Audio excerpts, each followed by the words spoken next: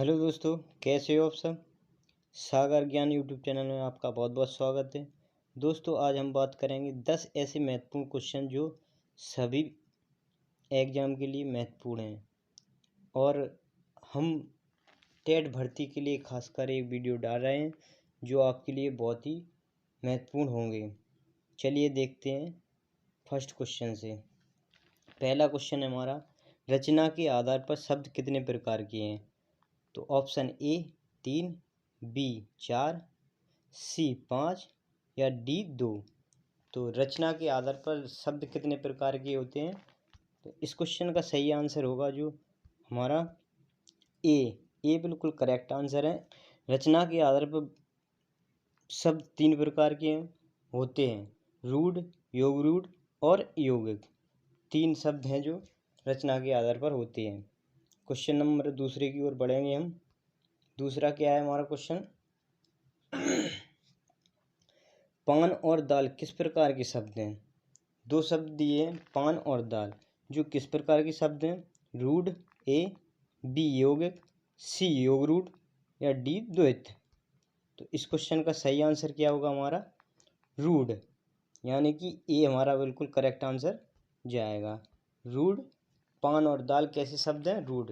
जो जैसे पान हो गया, दाल हो गया और भी जैसे राम हो गया, जो शब्द टूटते नहीं हैं वो रूढ़ शब्द कहलाते हैं। ठीक है, अगले क्वेश्चन की ओर बढ़ेंगे। तीसरा क्वेश्चन क्या है, निम्न में कौन सा योग रूढ़ शब्द है। अब देखते हैं योग रूढ़ शब्द कौन सा होता है। ए हरिशंकर, बी यथाशक्ति, सी नीलमणि या डी पीताम्बर। तो इस क्वेश्चन का सही आंसर क्या होगा। इस क्वेश्चन का सही आंसर होगा डी पीताम्बर। योग रूढ़ वे शब्द होते हैं जो लगभग हम कह सकते हैं कि बहुब्री समास की जो भी उदाहरण आते हैं वो सभी योग रूढ़ में आते हैं। योग रूढ़ ऐसे शब्द जो अन्य तीसरे अर्थ को निर्धारित करते हैं, जैसे पीताम्बर। क्वेश्चन की ओर बढ़ते हैं। हमारा चौथा क्वेश्चन है, पढ़ना शब्द में कौन सी धातु है। तो देखेंगे हम, ए ना, बी पढ़, सी पठ या डी डरना।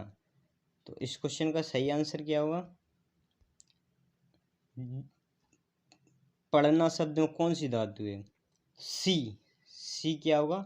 इस क्वेश्चन का सही आंसर होगा पठ। पठ धातु पढ़ना शब्द में आती है। ना अलग हो जाता है, ना क्रिया आ जाती है, ना लग जाए तो वो शब्द क्या होता है, क्रियावाचक हो जाता है। अगला क्वेश्चन की ओर बढ़ेंगे हम। क्वेश्चन नंबर 5, सर्वनाम कितने प्रकार के होते हैं। ए 11, बी 6, सी 4 या डी 2। तो 5वें क्वेश्चन का हमारा सही आंसर क्या होगा, बी एकदम सही आंसर है। 6 सर्वनाम 6 प्रकार के होते हैं। ठीक है, अगले क्वेश्चन की ओर बढ़ेंगे हम। क्वेश्चन नंबर 6, निम्न में कौन सा शब्द विकारी है। ए किसान, बी इसलिए, सी हल्के हल्के या डी बहुत तेज। तो विकारी शब्द ऐसे शब्द होते हैं जो संज्ञा, सर्वनाम और विशेषण। 6वें क्वेश्चन का हमारा सही आंसर है वो क्या है, ए हमारा बिल्कुल करेक्ट आंसर है। किसान एक संज्ञा शब्द है जो जातिवाचक संज्ञा है, और जो शब्द विकारी होते हैं वो संज्ञा सर्वनाम के अंतर्गत आते हैं। क्वेश्चन नंबर अगले की ओर जाएंगे हम। 7वां, अर्थ के आधार पर शब्द कितने प्रकार के होते हैं। ए 2, बी 3, सी 4 या डी 5। तो अर्थ के आधार पर कितने प्रकार के होते हैं, 4। अर्थ के आधार पर शब्द कितने प्रकार के, 4 प्रकार के होते हैं। चलो अगले क्वेश्चन की ओर बढ़ेंगे हम। संज्ञा के मूल कितने प्रकार होते हैं। तो संज्ञा मूल रूप से कितने प्रकार की होती है, ए 5, बी 3, सी 2 या डी 4। तो संज्ञा मूल रूप से जो होती है वो 3 प्रकार की होती है। अगले क्वेश्चन की ओर बढ़ेंगे हम। क्वेश्चन नंबर 9, निम्न में विशेषण शब्द का चयन कीजिए। तो 9वें क्वेश्चन में हम विशेषण देखेंगे कौन सा है। ए गरीब, बी क्षमा, सी क्रोध या डी सुंदरता। तो इस क्वेश्चन का सही आंसर है वो हमारा ए।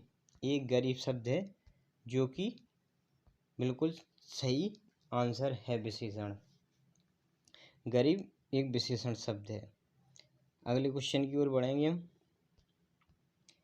निम्न में से कौन सा शब्द तत्सम है। तो इसमें से हमें तत्सम छांटना है। ए कंबल, बी कमल, सी यात्रा, डी ज्ञान। तो इस क्वेश्चन का सही आंसर है वो ए। ये आंसर बिल्कुल सही है। कंबल जो कि तत्सम शब्द नहीं है। कमल तत्सम है, यात्रा तत्सम है, ज्ञान तत्सम है। तो आज की वीडियो यहीं पर समाप्त होती है। सभी को धन्यवाद।